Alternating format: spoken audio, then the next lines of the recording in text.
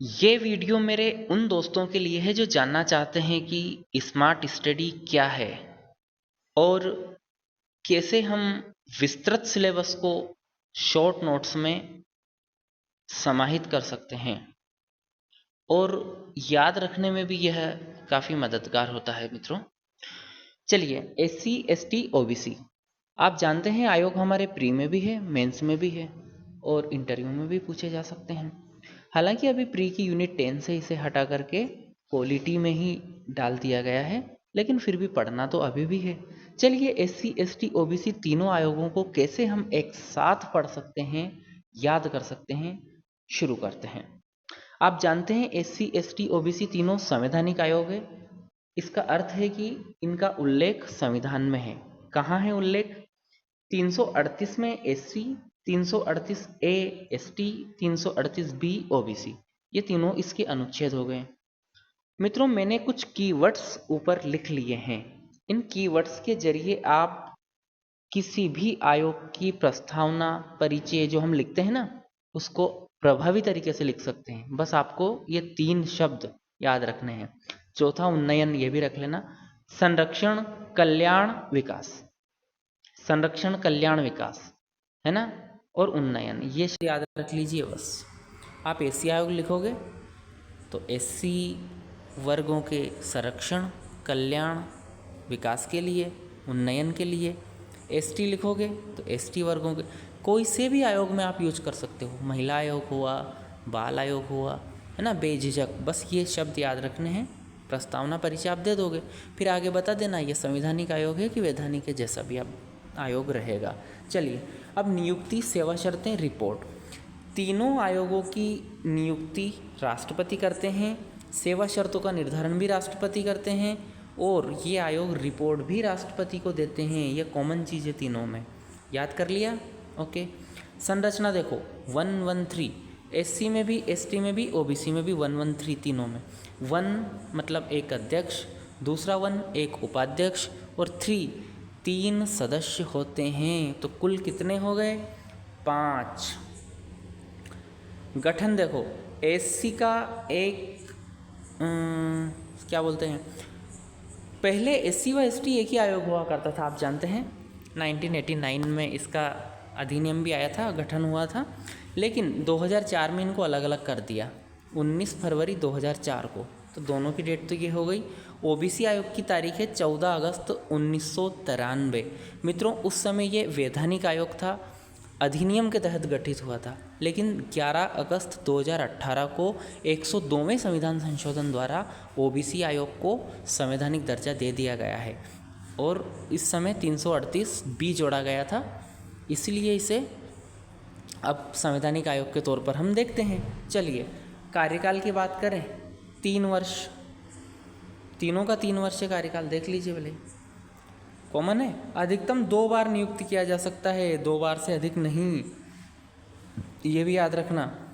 प्रथम अध्यक्ष SC में सूरजभान थे, ST में कुंवर सिंह और OBC में RN प्रसाद थे जब 1993 में गठन हुआ था। भगवान लाल साहनी थे प्रथम अध्यक्ष जब इसे संवैधानिक दर्जा दिया गया था, ये भी याद रखें। वर्तमान अध्यक्ष की बात करें, किशोर मकवाना है SC के, ST के कौन है आप कमेंट में बता देना। और इसको तो सर्च करते रहना चाहिए, खबरों में आप बने रहते हैं तो अपडेट कर लिया करो, है ना, ये तो बदलते रहते हैं। और OBC के हैं हंसराज गंगाराम अहिर। दर्जा की बात हम यदि करें तो अध्यक्ष को कैबिनेट मंत्री का दर्जा, उपाध्यक्ष को राज्य मंत्री का दर्जा व सदस्य को सचिव का दर्जा दिया। ये तीनों आयोगों में ऐसा चलेगा, ठीक है।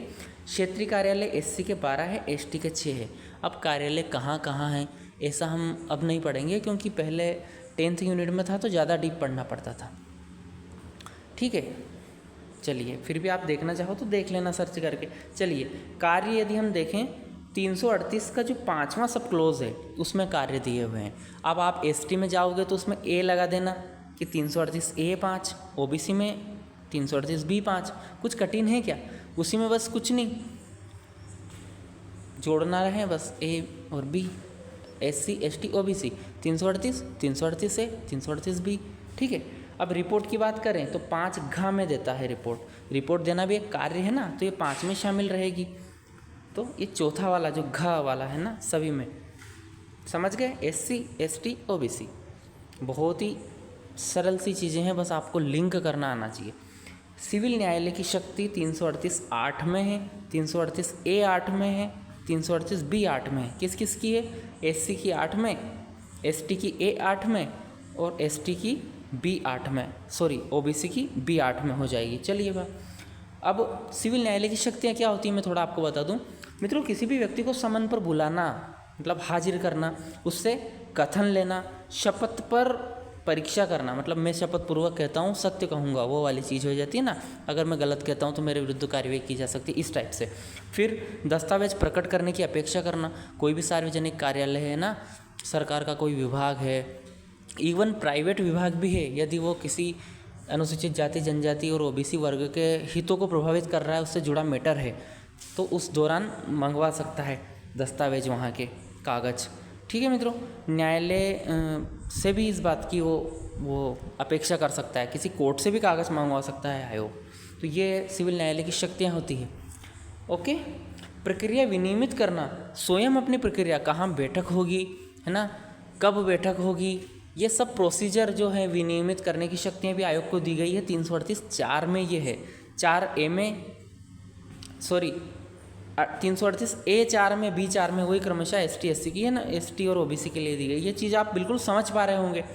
ओके, अब ये इस समय आप देख पा रहे हैं स्क्रीन पे 0052 है ना, रात को 1 बजे मैं बना रहा हूँ, तो थोड़ा दिन भर थका होने के कारण थोड़ी एनर्जी कम फील हो रही होगी मेरी, लेकिन इसको मैनेज करना आप।